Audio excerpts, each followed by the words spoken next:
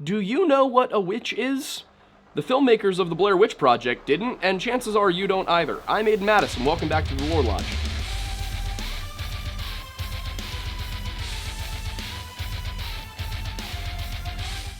The Blair Witch Project is one of those movies that, even if you're not a fan of the horror genre, if you grew up in the 2000s, you know about it. If you were around in the 2000s, you know about it. You might not know particularly what it's about, aside from, the obvious nature of the title, The Blair Witch, but everybody knows the general focus of the story. Found footage, group of teenagers go into the woods, nobody comes out, footage is found later. But the reason that everybody knows what the Blair Witch Project is not because it was a phenomenal movie. It's not like this was going to be winning Oscars left and right. The way that the movie's marketing, the found footage style, and the time that it came out created something of a perfect storm that propelled this thing to a level of fame and notoriety that it likely would not have had otherwise. And it's not even that Blair Witch was the first movie to use found footage.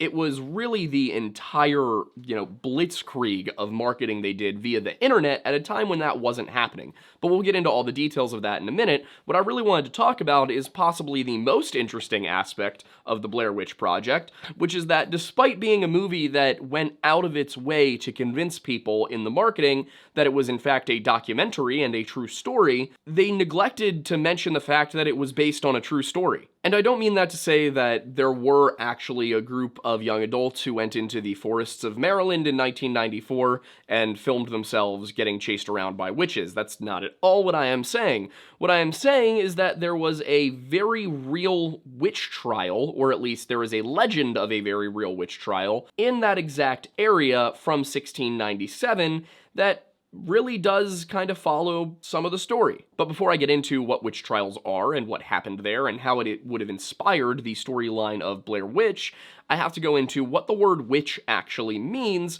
because you're going to get so many different answers on the internet, and the Wikipedia entry is just going to tell you what a witch is in every culture on Earth. So let's stick to particularly European witchcraft, because that's what we're looking at here.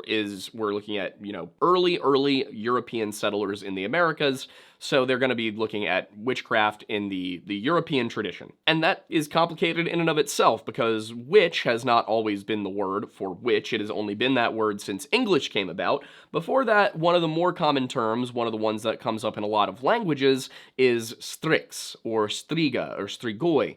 There's these variations of a Latin word, strix, which once meant owl. So the tradition of this idea of witches goes back long before the introduction of Christianity. It's very innate to the European folk belief. And of course, in some cases, the witchcraft was really just the creation of potions, which would be more recognizable in most cases as herbal remedies. And since we're talking about herbal remedies, I wanted to introduce our partner for this video, Fume. Fume is a company that set out to help people get rid of bad habits by simply turning them into good ones. The way they look at it, not everything in a bad habit is wrong, so why not just take the bad out of the habit? And Fume is an innovative, award-winning device that does just that. Instead of electronics, it's completely natural. Instead of vapor, it just uses flavored air. And most importantly, instead of chemicals, it's all natural flavoring. Basically, instead of bad, Fume is good. It's a habit that you're free to enjoy, and it makes replacing the bad habit very easy. Your Fume comes with an adjustable airflow dial and is designed with movable parts and magnets for fidgeting, giving your fingers a lot to do, which is helpful for de-stressing and anxiety while breaking your habit. They've got a variety of flavors like orange vanilla, sparkling grapefruit, and my personal favorite, which is the raspberry lemon. And I'll admit I was a little skeptical about the concept when I first tried it, but it's nice. It's a very fresh feeling, it tastes good, and it gives me something to do with my hands. Stopping is something that people put off because it's hard, but switching to Fume is easy, enjoyable, and even fun. That's part of why Fume has served over 150,000 customers and has thousands of success stories, and there's no reason that one of them can't be yours. Join Fume in accelerating humanity's breakup from destructive habits by picking up the Journey Pack today. Head to tryfume.com/lorelodge or scan the QR code and use code LORELODGE to get 10% off when you order the Journey Pack. That's tryfum.com and use code LORELODGE to get an additional 10% off your first order today. Of course, if somebody had come out with Fume back in the Middle Ages, they might have been tried as a witch. Or at least that's kind of what the modern narrative would have you believe. but the consistency with which people who were simply making herbal remedies were tried for witchcraft was very low. That's not to say that everybody tried for witchcraft was actually suspected of creating potions or hexing people or something like that, but typically there was at least a suggested cause that was beyond, oh, well, I saw her mixing herbs in the garden. The fact of the matter is that people living in medieval and early modern Europe very, very well knew of herbal medicine and had been practicing it for hundreds, thousands of years. The idea that there were all these sort of provincial, backcountry people who didn't really know anything about anything is mostly a creation of the Victorian era. But telling you what a witch is not doesn't really help you to understand what a witch is, and part of the issue is that the word witch is very, very old. The modern English term witch comes from the Old English term witche, and it comes not from Christian tradition, as many people seem to think that witchcraft has this innate association with Satanism, but rather it comes from European, specifically Germanic, paganism. And it's not even necessarily that it was paganism so much as it was the German culture. And in that culture, that term, witche, referred to somebody who was a practitioner of magic. But of course, then there's getting into what magic even is. And suffice to say that what you're dealing with is anybody from a seer or soothsayer, all the way down to a necromancer, to somebody who creates herbal remedies. Any of those would be witchcraft. One sense of witchcraft could be summoning evil spirits to torment your enemies. Somebody who uses magic to resurrect the dead would be a necromancer. But of course, while the English language concept of witchcraft has its roots in pre-Christian traditions, that does not prevent it from adapting to Christian traditions. So one way that witchcraft would manifest in Christian cultures was through the belief that people were communing with demons or with Satan himself. And they could be doing this for any number of reasons. It could be to increase their personal wealth, it could be to get somebody to fall in love with them. Any number of things could be witchcraft, but the function was typically that you were talking to the demons and the demons were doing something for you in exchange for you giving them something. But while the demon doing something for you may have been the function of what was going on, often the method retained those older cultural aspects, which gave you Celtic witchcraft and German witchcraft and things like that, that had variations to them that were based not on any larger ethnic or religious identity, but just based on the places where people lived. When Europeans came to America, traditions about witchcraft obviously followed them. It's of course hard to say if there actually were any quote-unquote witches who came over on the Mayflower, for example, but at least the fear of witchcraft and the understanding that it was out there definitely did follow those people. And we know this because we have records of witch trials and people blaming plagues on witches, people blaming fires on witches, any number of things. If there was something that happened because it couldn't be explained, witches was a valid answer in the 17th century. And from that period of these witch trials, in Maryland specifically, comes a story of a woman named Molly Dyer. And earlier in this video, you might recall that I said that I called this a true story and then I sort of backtracked it. And it's not to say that this isn't a true story, it's to say that it only persists through oral tradition, and that maybe because the town in which it occurred, or is said to have occurred, Leonardtown, Maryland in St. Mary's County, had a pretty major fire in 1831 where they lost most of their colonial-era records. So this may have been documented, and then the documentation was just lost, but currently the only documentation we have is through the oral tradition. But the way the story goes is that there was a bad plague and a bad harvest back in the 1690s, and the people of Leonardtown determined that they must be cursed by a witch. And when they held their meeting and tried to figure out who the witch might be, they decided it must be old Molly Dyer who lives on the edge of town. Now, because there's no written record, and this is a story that gets told by generation to generation, we don't know precisely what would have happened at that meeting, what evidence was put forward to determine that yes, it was in fact Molly Dyer, but they decided that it was her and they were going to need to handle their problem. And you may have this picture of witch trials where they go into somebody's house and they take them to the courtroom and they actually put on at least some sort of show trial, and then they're led to the stake or they're led to the gallows and, either set on fire or hanged. Nowhere near that consistent or that organized. In this case, it was simply that a mob went out to her hut and set it on fire. And she jumped out the window and had only a shawl to protect her from the cold, and of course this is winter, so she runs out, and as it goes, when she couldn't go any further, she kneeled down, put one hand on a rock, put her left hand towards the sky, and cursed the village of Leonardtown. Now, what exactly that curse was is not recorded. It's just, it changes based on who's telling the story. Sometimes it's that there's another plague, sometimes it's another bad harvest, a fire, it changes.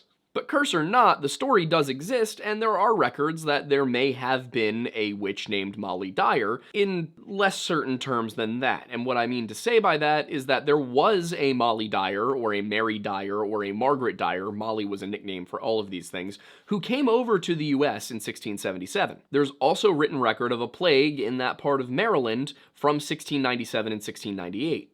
And of course, all of this was going on during a period of time where witch trials were occurring. So, based on that information, it's not impossible, it's certainly not impossible, that there was a woman named Molly Dyer accused of witchcraft and executed in Maryland in the 1690s. But what you've likely noticed from that story is that it's not the Blair Witch Project at all, because the Blair Witch Project takes place in 1994. And while I am going to explain the plot and universe of the Blair Witch Project and what the Blair Witch is, in my opinion, first we have to explain how it got to the cultural phenomenon level that it was, and why does it differ so much from the story that it supposedly is based on. It was this combination of the found footage format, the novelty of the internet being accessible to everyone for the first time in the late 90s, and the fact that this was marketed in a way that honestly was a little bit dishonest, even if they do say that it's fiction, but they said it's fiction in, the fine print, basically. But because I really am more of a historian of culture and people and things that have happened, rather than I am a historian of journalism and technology, I decided to have my co-host, my partner at this channel, Aidan Thornbury, handle that aspect of things. So instead of me for the next, I don't know how many minutes, I haven't seen his notes, but instead of me, you're gonna have him, and that's cool too. I don't know how else to introduce you. Sure. Okay. If you don't watch the podcast, you may have never seen him before, but yeah, so Aidan, come on. Thank you, Aidan, for the wonderful introduction. So the reason that I'm talking about this bit instead of Mattis in particular is because, due to the fact that it's about film and filmmaking and things like that, we thought it might make sense for someone who studied film to be the one to discuss it. If you're wondering, what criteria that I have in order to be able to actually discuss this, I did study film at NYU. I got a major in that, along with a second major in journalism. My day job currently is a creative producer of different, corporate and commercial advertising. And then I'm the executive producer of the Lore Lodge. So for this section of the video, I'm going to be talking about the history of found footage films, how they differentiate from regular films in the way they're produced, and how this film in particular, being the Blair Witch Project, affected the audience so differently in comparison, partially due to the way the film was made, and partially due to the marketing around the film. But before we jump in, I think we should change one thing.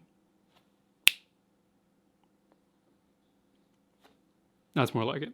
So the whole premise of found footage filmmaking is essentially to create a piece of art or entertainment that appears genuine, in the sense of it is not a produced form of media, it's something that was found and assembled by real people. Found footage films are not the first presence of this within media or art. An early example of this style can be found in epistolary novels. And these are novels that are written with the format of letters to and from different characters that exist within the story. And they're written in this way to make you believe that this story actually happened, similar to that of found footage filmmaking. Almost like a bit of foreshadowing to the found footage films that would come after it, this type of writing is not uncommon in the horror genre, with examples in novels like Mary Shelley's Frankenstein, Bram Stoker's Dracula, and The Call of Cthulhu by H.P. Lovecraft. Moving into the beginning of the 20th century, in 1938, though at this time filmmaking had been around, one of the most primary forms of communication and storytelling was through radio. And it was in this year that Orson Welles created his broadcast of the War of the Worlds. Their telling was reformatted as a news radio broadcast. The fictional broadcast was focusing on the alien invasion of New Jersey, which would probably be one of the best things to happen to New Jersey. Despite the fact that this broadcast was occurring on CBS's Mercury Theater on Air, a lot of the people who turned in believed that what was happening was real. And they started calling into police offices, to newspapers, trying to do something about what they believed was happening in New Jersey. The next day, Orson Welles, who was 23 at the time, had to appear at a press conference to try and quell the concerns of the general public, as at that point it had made national news. According to the people involved in the broadcast, all of the actors and the production crew never thought it would be possible that anybody would actually take it seriously because they thought the content would be far too silly. Interestingly enough, Orson Welles would actually try his hand at a found footage film later on in his career.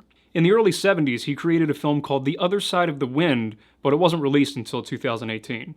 And what you may have gathered from that is the Blair Witch Project was not the first found footage film. As a matter of fact, a lot of people attribute the first found footage film to being a movie titled Cannibal Holocaust from 1980, but it actually goes back even earlier than that. The first found footage film that I could find any evidence of is called The Connection by Shirley Clarke. It was released in 1961, and it focuses around a group of heroin addicts and ex-jazz musicians all waiting for their next fix to arrive. A very condensed version of what happens is that eventually the dealer comes, people take the heroin, chaos ensues. It's an interesting tale, but definitely a very early attempt at a found footage film. More of a mockumentary than a found footage. The film I referenced previously, Cannibal Holocaust, is kind of a combination of the two in the sense of part of the film follows an anthropologist trying to find a film crew that was lost in the Amazon. The portion about the anthropologist is more of a mockumentary style, whereas the elements of the film crew from the Amazon, that is a found footage styling. This film was released in 1980 by director Ruggero Deodato. After the premiere of the film, the director, Deodato, was actually arrested on charges of murder, obscenity, and distribution of snuff because of the excessive and extreme violence that occurred within the film. In order to prove his innocence, it was required that all of the actors from the film appear on live television to prove that they had not actually been killed. This started a bit of a trend with found footage films, as many of them focused heavily on obscenity and violence, categorizing them more as snuff films than cinema that would be widely digestible to the general audience. This held mostly true for a couple of decades, up until the massive turning point that was the Blair Witch Project. However, as Mattis had mentioned a little earlier, it wasn't just the film that allowed this movie to blow up. There was a bit of a perfect storm around the film that created the ability to catch lightning in a bottle. One of the most important elements within that storm was the marketing campaign that they did for this film, and to help give you a sense of where the audience's mindset was walking into this film due to the marketing campaign, I'm going to generate a little bit of a story for you to follow to put yourself in their shoes. So let's set the scene here. It's 1999, and you're hanging out with a group of friends listening to Pearl Jam's most recent album. You guys just finished watching a rerun of Cops not too long ago, which is a documentary show that focuses on following cops in multiple cities in America, following their doings and what happens to them. You all decide to go get a slice of pizza because you're hungry, so you walk down to the local pizza shop, but outside of the shop, there's somebody that's handing out flyers. They hand you one and you look down at it, and it's a missing persons flyer.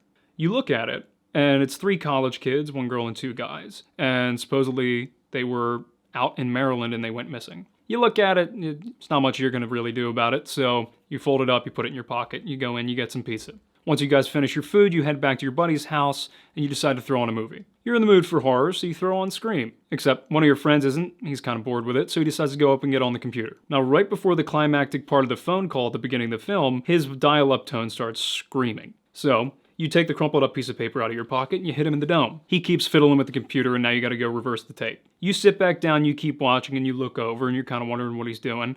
And all of a sudden he says, "Hey, what was the name of those 3 kids that went missing again?" You want to watch your movie, you don't really feel like getting involved, so you say, "I don't know, man, why don't you check the crumpled up ball of paper at your feet?" He uncrinkles the paper, and all of a sudden he's begging for you to come over to the computer. So you pause the movie again, and you head over. All of a sudden he's opening up a new tab, and he's popping in some website. You're kind of annoyed, you're like, what's going on? You look on the screen, and uploads a research website about a witch in Maryland. Supposedly, this is a website that these group of kids were actually doing a project for to make a documentary about something called the Blair Witch. He found out about it from this guy in this chat room who was saying that this website is like totally legit. Apparently the guy from the chat room is saying that these people went missing 5 years ago, and somehow they have just found the footage of these filmmakers who went to try and do this documentary.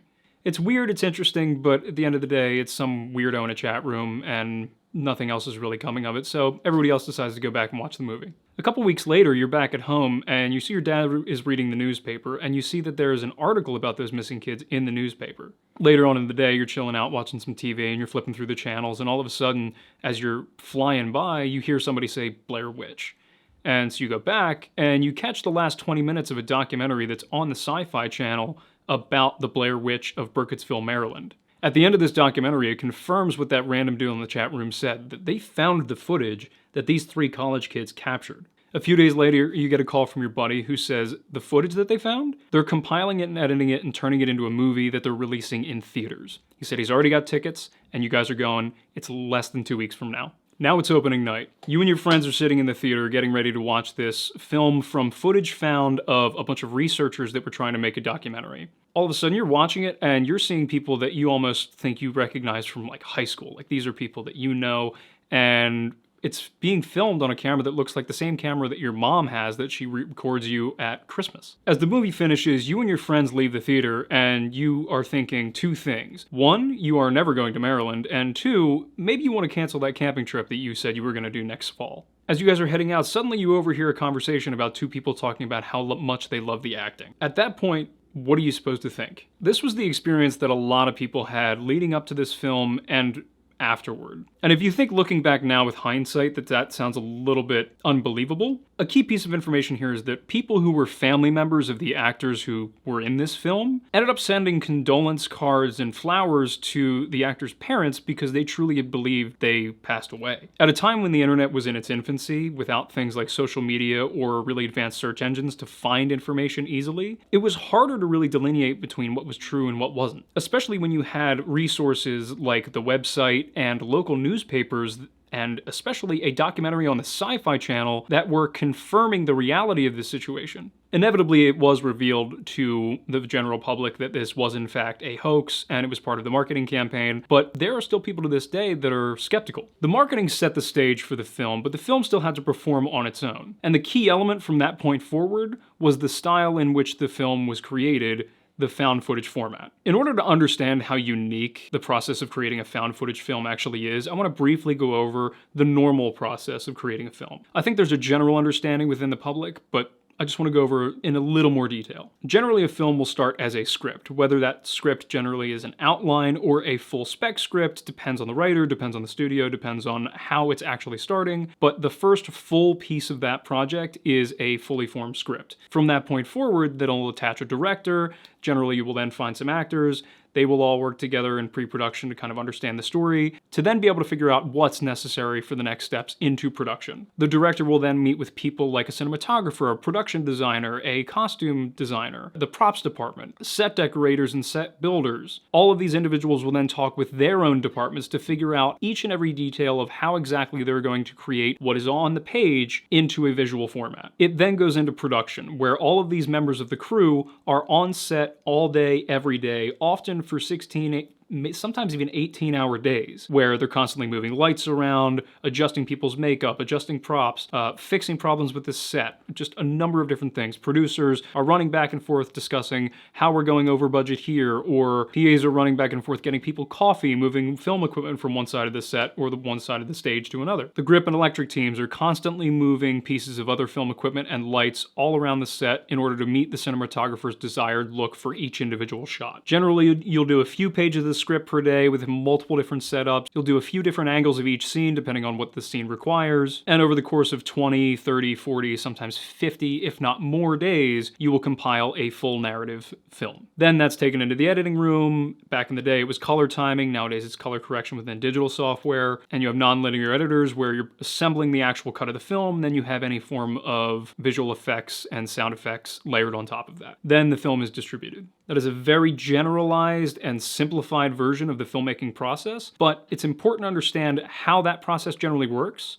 when you realize that almost none of that existed on the Blair Witch. In the Blair Witch Project, the 3 main actors, Heather Donahue, Michael Williams, and Joshua Leonard, essentially functioned as the cast and all of the crew throughout the duration of the shoot. The two directors, Daniel Myrick and Eduardo Sanchez, were almost never on set. Rather than having a fully fledged script, all of the scenes were improvised. Prior to going into production, the actors were trained to use the cameras and essentially to be their own cinematographers. Additionally, one of the producers, Greg Hale, was a former military member, and he trained them on how to use a GPS system. They would use the GPS to follow waypoints that were plotted for them so they knew where to go to continue the story. At these various waypoints, they would find egg crates with film canisters in them that would have notes from the directors about where they were supposed to take the story. The rules were that they follow the direction and they don't tell the other actors what was said on their film canister note. From there, they would improvise all of the dialogue up to the next waypoint and continue the story. The only interference that the directors really had would be in the night scenes, in which the actors would be in the tents and the directors would be outside playing boom boxes of people screaming, shaking the tents, and things like that. But anything during the day, and they were far away from the filming location. They did have radios, however, just in case anything were to go awry, and they were given specific safe words to indicate that there was an issue. Anytime the actors felt as though they were unsafe, they were to use the word bulldozer, and anytime they felt a scene that was being improvised was getting too aggressive or too severe, they would use the word taco. However, at one point they did attempt to use one of the safe words, but the directors were unable to hear it because they were not listening because they were out to dinner. So all of the actors left the location to go try and find a way to communicate with them, and they ended up finding an individual who gave them hot chocolate, and they directed them to a local hotel. The irony there being that the directors specifically restricted the food that they were allowed to get because, as they said on set, your safety is our number one priority, but your comfort is not. And the reason for that was because they specifically wanted them to be more irritable by having less than full meals each day in order to have more genuine and intense reactions to the scenario. We'll save the discussion of filmmaking ethics about that for another time. However, for the majority of the production schedule, it was just those actors in the woods. The actors described their experience as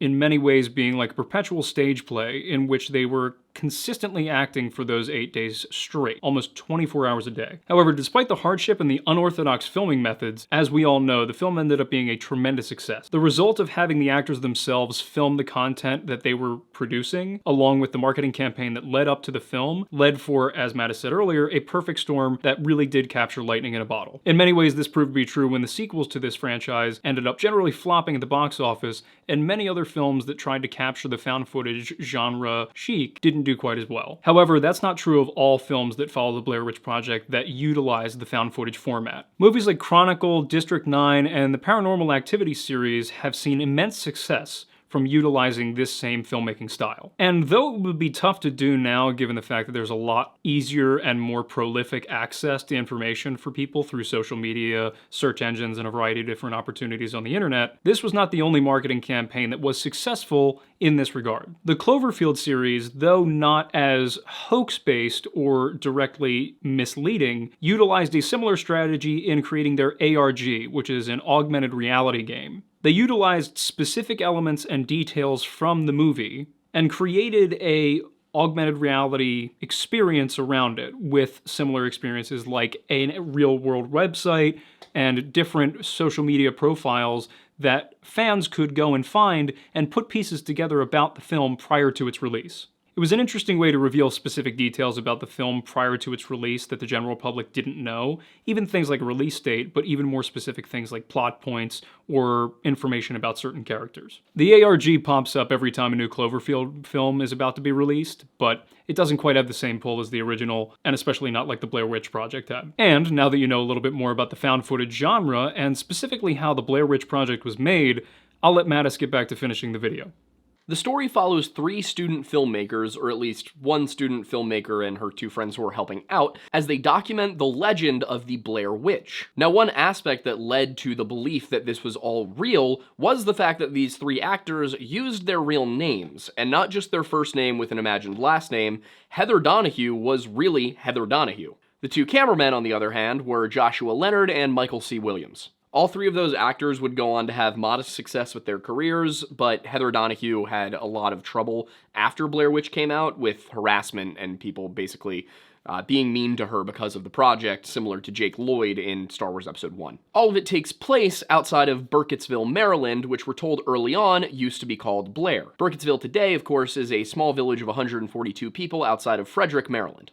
And it is true that Burkittsville used to have a different name. It was founded as Harley's Post Office in 1824, but it became Burkittsville in 1828, and at no point in real history was it ever called Blair. Prior to the Blair Witch Project, Burkittsville wasn't really on the map all that much. It was just a small town, and the storm of media coverage after the Blair Witch Project came out and all of the tourism and the people who thought it was real coming to check it out created an entirely different sort of horror story for the residents of Burkittsville. Prior to that, their only real appearance in history is from 1862. In that year, it was occupied by Confederate forces under Colonel Thomas Milford in the lead up to the Battle of Antietam. The town served as a field hospital during the Battle of Crampton's Gap, which was not particularly massive, but was pretty bloody. That battle took place just about a mile from Burkittsville, in which Union forces under General William B. Franklin defeated the Confederates under General Howell Cobb. Over 220 men lost their lives, and over 500 were wounded on the Union side and 800 on the Confederate side. So that is certainly a lot of ghosts in those woods. But those aren't the ghosts that are associated with the Blair Witch legend. Instead, Heather tells us that in the 1940s, an unusually high number of children were buried in the town cemetery. The mystery lies in the fact that, according to the residents of Blair, nothing really unusual happened in the 1940s, and yet, children. Since so little of the legend can be found in libraries or on the fledgling internet, Heather decided, yeah, I'm gonna go into the town and I'm gonna interview people. And I'm gonna, ask questions. When she gets into Burkittsville and begins asking questions, we start to learn a little bit about the legend. As the story goes, back in the 1940s, children started disappearing, and nobody could really figure out why. At least until an old man named Mr. Parr, who lived up on the mountain, as the old man telling the story says, probably referring to the Appalachian Ridge right outside of town, that old man, Mr. Parr, he lived up on the mountain. He came down into town one day and came into the market, just said, "I'm finally finished." Nobody quite understood what he meant by that, but the police went up to his house to check it out, and what they discovered there were the bodies of 7 children. During the investigation, Mr. Parr confessed that he would take 2 children into the basement at a time, have one stand and face the corner, yoink the first one, and then send the other to Jesus. I will send you to Jesus. According to him, the reason he would force one to stand facing the corner is because he could feel their eyes on him watching as he did his business. Now, of course, why he wouldn't just take the kids into the basement one at a time instead, well, who knows? It's not the most rational solution to the problem at hand. Of course, the easiest solution to the problem at hand is don't kill children in the basement, but I mean, if you simply must, then why not do one at a time? As for why he was murdering children in the basement, the reason he gave was that she told him to. He did not really elaborate on that, just she told him he had to. Most people in town determined this was just a crazy old man doing crazy old man things, and thought nothing more of it than that, other than, oh, well, this is tragic. But some people in town thought it was more than that. Maybe something paranormal, like a witch's ghost. One woman claims that at some point, 2 men went hunting in the forest out near where the old witch used to live. Now, who the old witch was is not really said, it's just out where the old witch used to live. They go into the forest and they disappeared. They vanished, never seen again. So as they're going around town interviewing people, the feelings are definitely mixed, with some people believing that this is a haunting, and some completely dismissing the idea of the paranormal wholesale. Of course, crazy old Mary Brown, she also has a story. In fact, hers is something of a personal encounter. While she was out fishing at Tappy Creek with her father, she saw something, a woman, but covered in just black fur, like a horse's hair. And she was wearing a shawl over her. As for how she knew it was there, well, she could sense it watching her, and when she turned around to look, that's when she saw it. And according to a couple of fishermen they meet out in the woods while they're on their way out to check out these locations, this whole area has been haunted for a very long time, and everybody knows it. Except one of the fishermen is like, oh, stop it, you're just, you're spreading stories, basically. So everybody knows the stories, it's whether or not people believe them that's really up for debate here. One of the fishermen says that he saw some white misty thing rising up out of the creek about 100 yards from where they currently were, and he says that all of this ties into the story of what happened at Coffin Rock. Now, what happened at Coffin Rock? Well, it started with a girl named Robin Weaver who went missing. She disappeared for 3 days in 1888, and they sent search parties out into the woods looking for her, but she ended up coming back on her own. Thing is, when Robin came back, one of the search parties didn't. They sent a search party out after the search party, and they found them at Coffin Rock, but not exactly in a position that any of them would have liked. What they found out at Coffin Rock was 5 men participating in a very strange bondage ritual. Now, nobody asked if they had consented to this because they had all been disemboweled. One thing about your intestines, if they go outside of your body, they're not supposed to do that. Oh, and based on the position in which they were found and the fact that there was bleeding from certain places, it was clear that this had all been done while they were alive. On top of the horror scene that was in front of them, they also saw writing carved into these men's heads, but they couldn't read any of it, and they were also flabbergasted by what they were seeing that they decided that instead of staying to write anything down or draw pictures or any of that, and nobody wanting to remain there alone, they would just go back first, get everybody else, and then come back to investigate. Thing is, when they got there, somebody had moved the bodies in a matter of hours. And all of this tied back into Robin Weaver because she said that she had seen a lady whose feet never touched the ground. So far, whatever we're dealing with here, the information presented suggests that this entity, whatever it is of the European tradition. And that's really because of the pentagram more than anything. Now, the pentagram is not exclusively a European symbol, of course not, it shows up in Africa, the Middle East, Asia, but of the 2 groups that were living there, in Maryland, at the time that all of this would have been happening, you had Native Americans and you had European Americans, and only the European Americans used the pentagram. And the pentagram itself is not inherently associated with witchcraft. For example, in Christian symbolism, it's either the 5 senses or the 5 wounds of Christ. The symbol became associated with magic during the Renaissance, and then the upside-down pentagram became associated with evil during the 19th century. Thanks to Aleister Crowley, it made its way into Luciferianism and Hermeticism, and then into LaVeyan Satanism, and as we have said before on this channel, LaVey was a weenie who stole other people's symbols. The Freemasons, on the other hand, retained the symbol in relation to important women from Christian scripture. And of course, it has become ubiquitously associated with witchcraft, largely through the rise of the neo-religion Wicca. The thing is, Wicca as we know it and its influence only date to the 1950s. So obviously, this cannot have been a Wiccan. So, based on the location and the symbolism here, my guess is that the specific kind of witchcraft we'd be dealing with would be Celtic witchcraft with perhaps an esoteric twist. At least at this point in the story, that's what I'd be leaning towards. The 3 filmmakers make their way deeper into the woods outside of Burkittsville, planning to camp for a couple of nights, but they're gonna be home on Monday morning. The first night of camping, Josh hears some weird noises out in the brush, out in the distance. He says that one probably could have been an owl, but the other one distinctly sounded like human cackling. That's already pretty unsettling, but then in the morning, Heather, who is very, very overconfident about her land navigation skills, gets them lost immediately. Now, how did they get lost? Well, they got lost because Heather decided she didn't need the map. I cannot stress this enough. If you are ever out in the woods, out in the wild at all, it is far better to underestimate your abilities than to overestimate your abilities.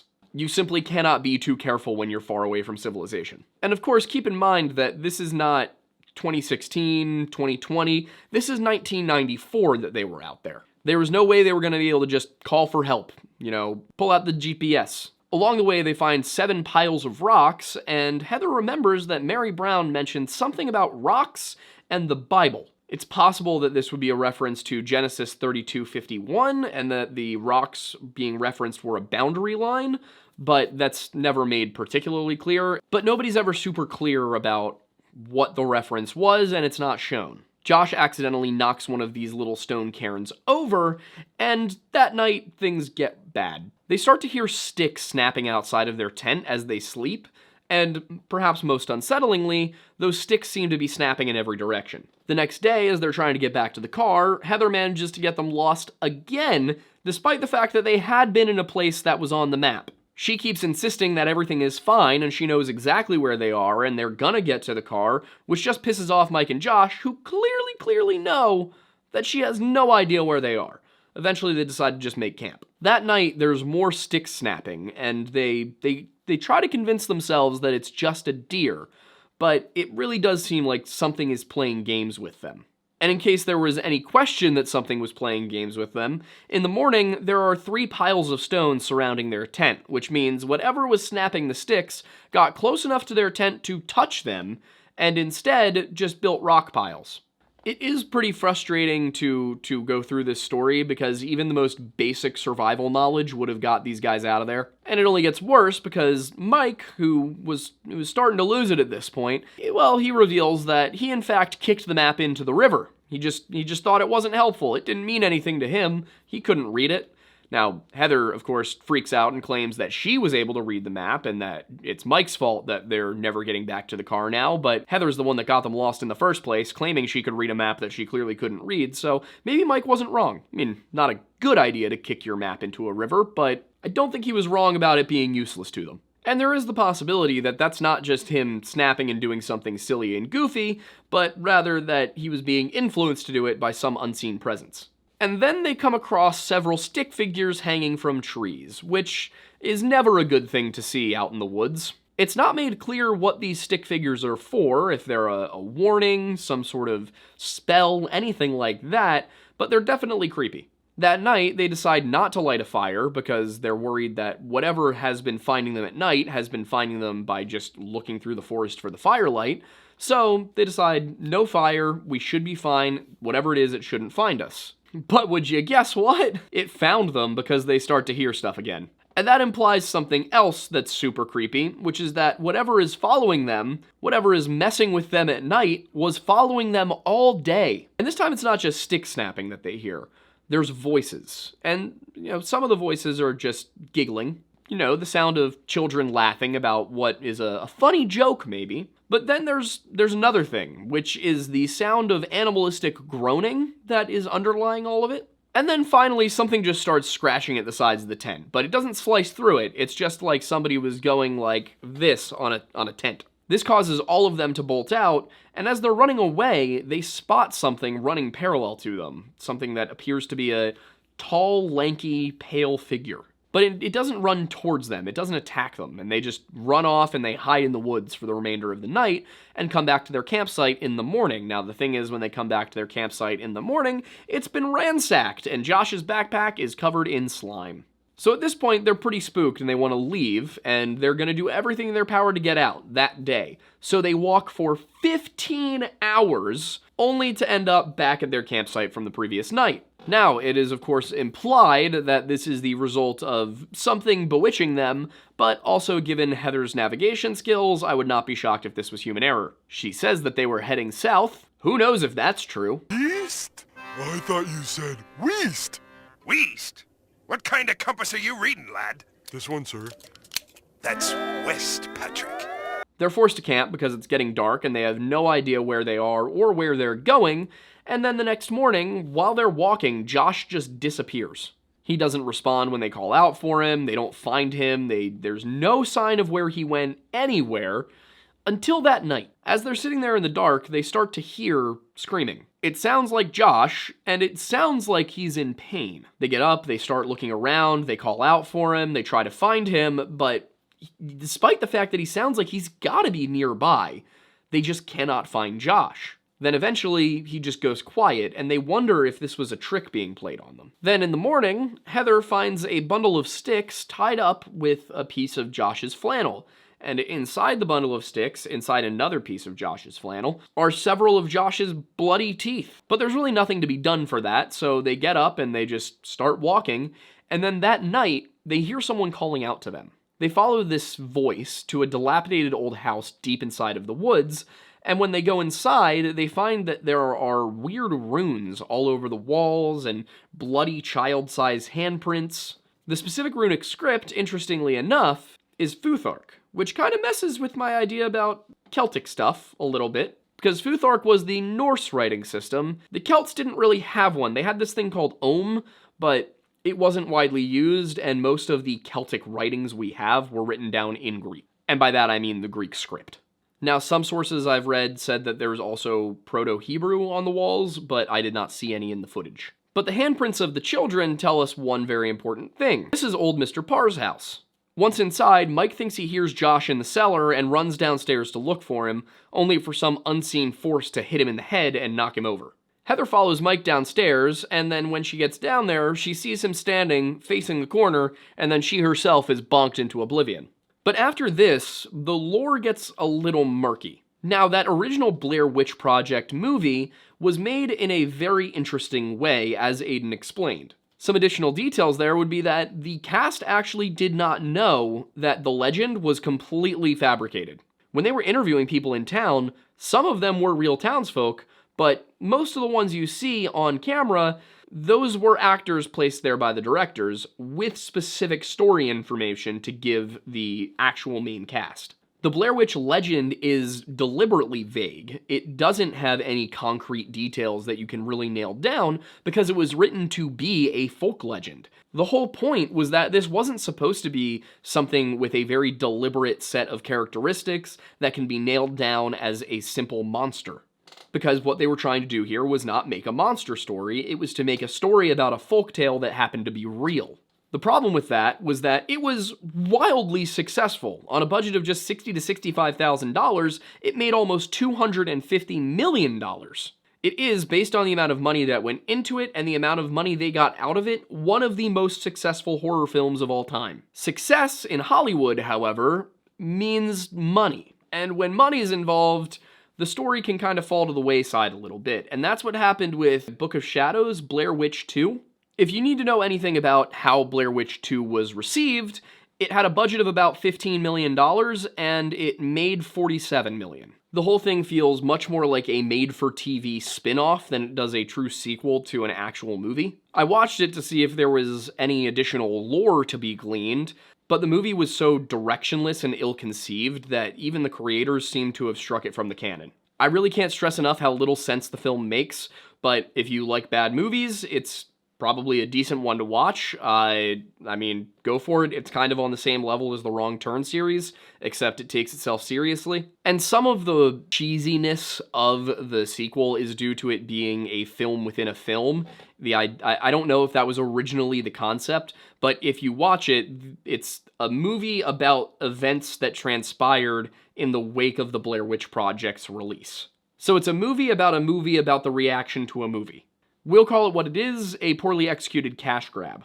But as far as the lore goes, it wasn't a complete failure, because some of the things that worked from Book of Shadows were kept for Blair Witch, which is the 2016 true sequel to Blair Witch Project. The 2016 sequel insisted upon a few points from the original and clarified others further. The 2016 movie follows James Donahue, who is Heather Donahue's little brother, and a bunch of his friends as they go out to look for her, to figure out what happened to her. They encounter stick figures and rock piles, the same as Heather and her crew did, which means that those are essential to whatever's going on here. They have a couple of locals as guides, Lane and Talia, and they tell them about Rustin Parr. This is where we get the information that Rustin Parr actually kidnapped 8 kids, but only killed 7 of them. And of course he did this because he claimed he heard the voice of an old woman telling him to do it. But Lane and Talia also give us another detail: how Rustin Parr died. Now, according to the story, he was hanged and then his house was burned down.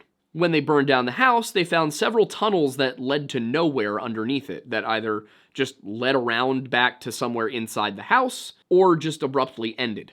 Now, of course, the house found by Heather Donahue was Rustin Parr's house, so either it wasn't burned down, or it keeps coming back. There's also another story about a girl who drowned in Tappy Creek, and according to witnesses who saw it all happen, a hand reached up out of the water and pulled her under. And then for weeks, these oily bundles of sticks would float down the creek. But perhaps most importantly, the witch had a name, and it was Ellie Kedward, and she was accused by several children in 1785 of witchcraft, and they said that she was trying to draw blood from them. She was taken out to the woods and tied to a tree and just left there to die of exposure. But according to a book from 1809 called The Blair Witch Cult, she wasn't just left there. They tied weights to her wrists and ankles so that she would feel as though she was being pulled apart like a stretching rack. In the spring, they searched for her body, but it was gone, and they just assumed that wild animals had eaten it. But then people started disappearing. First the children who accused her, and then their families, and then just other people in town. As a result, just a year after the execution of Ellie Kedward, the entire town was abandoned in 1786, and then later on, Burkittsville was founded on the same location. And there's more details about the witch, including the fact that if you see her, you will die of fright. And that right there is the reason that Rustin Parr had them face into the corner. No, that does not make sense at all. I tried to understand how him making the children face into the corner so that they wouldn't see the witch when he was the one that didn't want to see the witch because he would die if he did. No, I tried to understand that. It doesn't make sense. It's nonsense. But it does lead us into kind of the important clarification from this side of the story, which is how this witch actually gets its victims. The footage never showed what happened to Josh, Mike, or Heather. The most we get of it is Mike standing looking into a corner, and then he and Heather just drop. From the ordeal that James and his group go through, we learn a little bit more about how the witch plays with its victims. It definitely does play with your mind, but there's also a clear physical aspect to everything. Thankfully, James outfits his entire group not just with handheld camcorders, but also with ear-mounted camcorders. So everything that happens to them, we can see it play out. For example, one member of the group, Peter, goes off to gather firewood, and while he's out there, his radio starts spitting out static. And then his flashlight begins to flicker on and off, and then he starts to hear sticks snapping.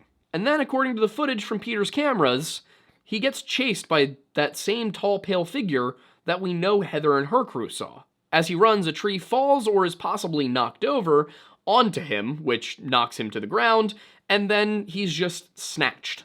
And then there's Lane, who he and Talia had been kicked out of the group because everybody thought that they were playing pranks or trying to pull one over on them for something because they were the local guides. But anyway, they had been banished from the group. They wander back into camp at night, claiming it's been 5 days since the sun last rised. They're both starving, dirty, there's facial hair where there wasn't before, and Lane is convinced that camp is a hallucination and a trick being played on them by the witch. Now, of course, they weren't hallucinating the camp. It was real, and it had only been a few hours. But for them, it clearly had been 5 days.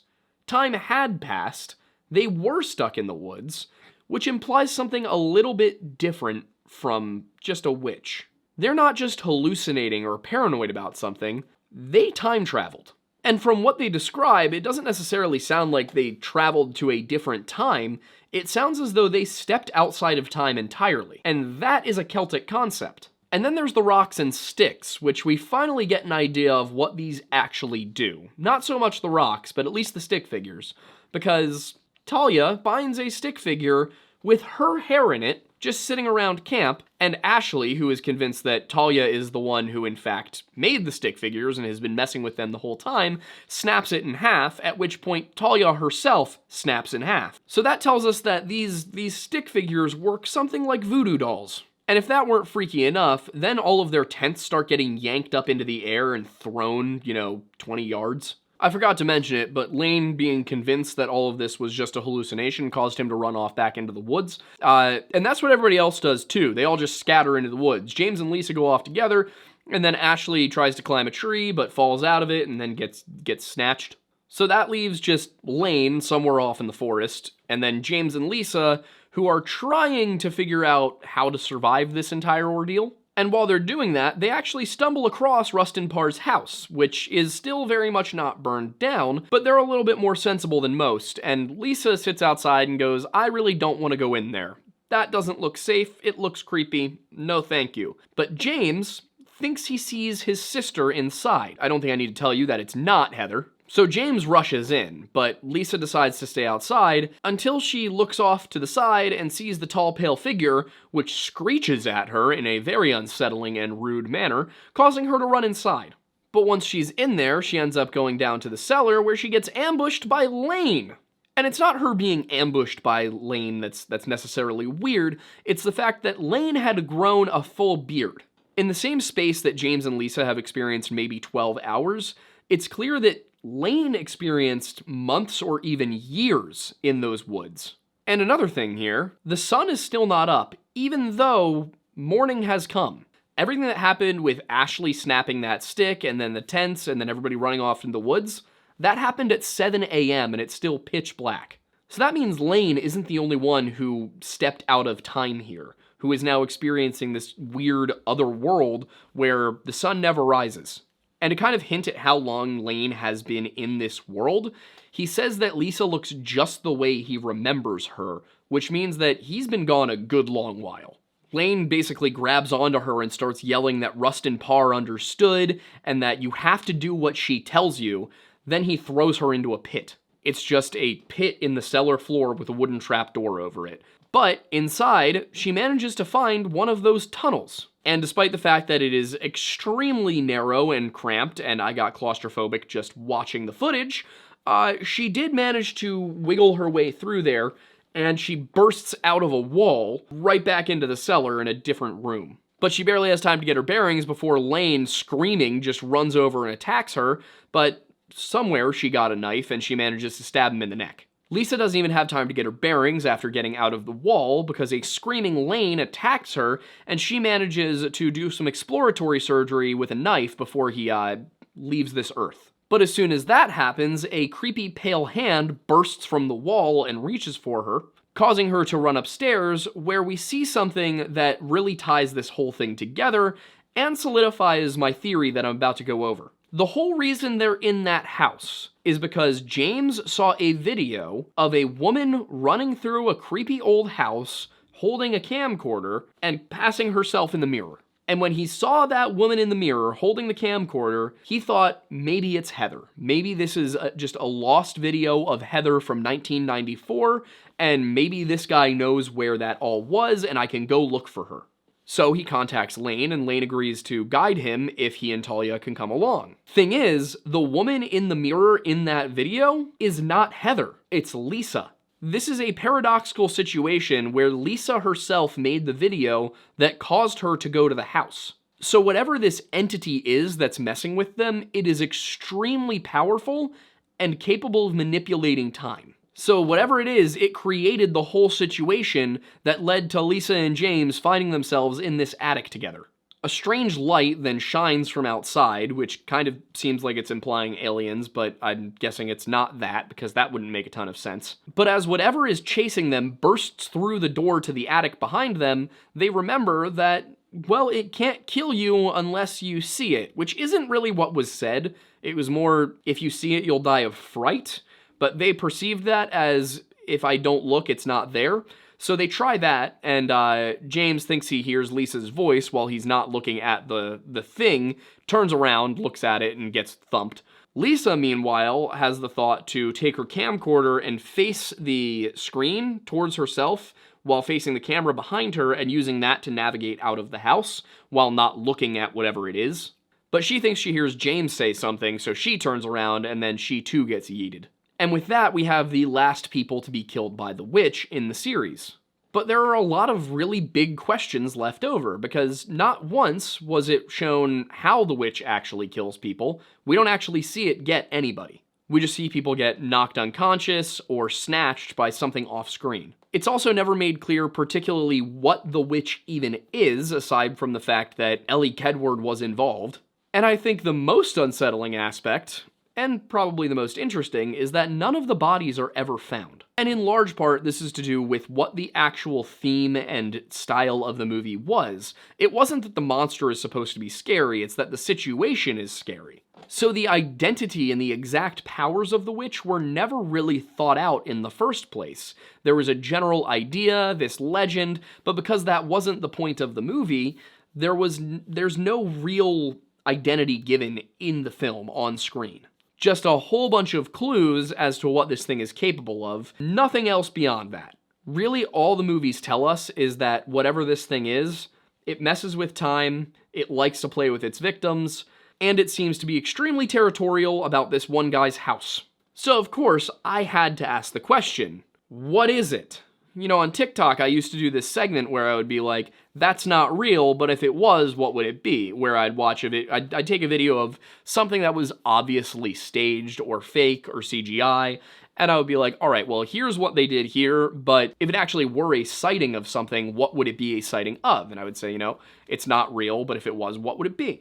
And so that's kind of what I was doing here in a very long format, and what I found is that I don't think this is a witch at all. As we mentioned at the beginning, while the movie itself is fictional, there is a real witch story behind it, the story of Molly Dyer. Which, you know what, that works, and the Ellie Kedward thing works, and, you know, maybe she was a witch, maybe she was doing deals with devils, who knows? But what I think is the problem here is the word witch, because whatever's going on, it's clearly not as simple as witchcraft. The Molly Dyer story was used as the basis for the Ellie Kedward story. The real question is, what was Ellie actually interacting with? A lot of the time, you'll see that witches believed they were interacting with Lucifer or with Lilith, with a pagan deity, with something like that, that they were directly communing with an angel, a demon, or a deity. This one does not feel as simple as angel or demon to me. There's too much here that is unique to Celtic culture. Maryland was a Catholic colony populated mostly by English Catholics, but it was a haven for Catholics from all over the United Kingdom. So you had Irish Catholics, Scottish Catholics, and Welsh Catholics there as well. And as early as 1647, we have records of Irish names in St. Mary's County, Maryland. Irish names mean Irish people mean Irish legends, and some of those Irish legends play into the Blair Witch in a very interesting way. It's unknown precisely when Celtic paganism faded into the shadows of history and ceased to be something that was practiced by communities, but rather by individuals or small groups. But it was sometime after the 5th century when St. Patrick went and converted Ireland. And because of Ireland's location at the edge of the Christian world in Europe, a lot of the Irish legends and stories never really became anti-Christian so much as they got folded in. And, you could be Christian and also acknowledge the existence of the Fae folk. However, gone were the days of druids leading communities and studying and passing down all of this mythical wisdom from one generation to the next. But some of these beliefs certainly did endure for centuries, either through legends that simply became more about heroes and monsters, or in isolated enclaves where the old ways were still kept by a small few.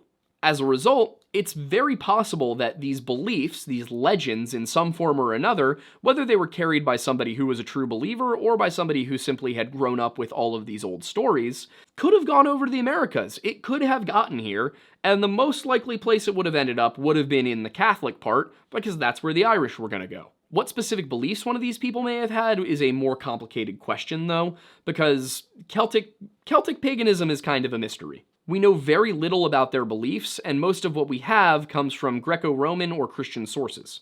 And these were people who were just trying to document the beliefs. They didn't actually have those beliefs themselves, so they probably had a less nuanced understanding. There are certain things that might just be implied during a story that were never actually recorded because they just were already culturally understood.